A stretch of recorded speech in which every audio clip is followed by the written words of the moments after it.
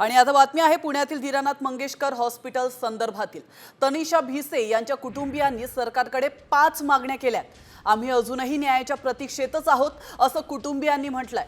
तनिषा भिसेंचा मृत्यू केवळ वैद्यकीय हलगर्जीपणाचा परिणाम नव्हता तर व्यवस्थेतील दोष असंवेदनशीलता असल्याचंही कुटुंबियांनी म्हटलंय। त्यांनी डॉक्टर सुश्रुत घैसासांवर कठोर कारवाई करावी अशी मागणी केली आहे। तर दीनानाथ मंगेशकर रुग्णालयामध्ये उपचार न दिल्यानं तनिषा भिसे यांचा मृत्यू झाल्याचं आपण पाहिलं।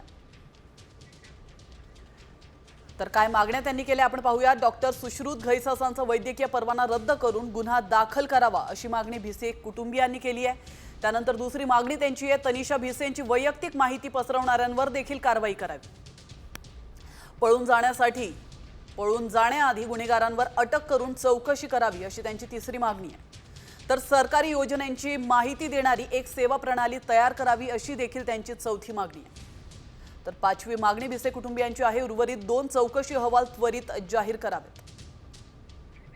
आणि सगळ्यात महत्त्वाची बाब म्हणजे भिसे कुटुंबियांनी सरकारकडून येणारी रक्कम देखील नाकारली होती आणि आता त्यानंतर त्यांनी महत्त्वाच्या 5 मागण्या केलेल्या आहे।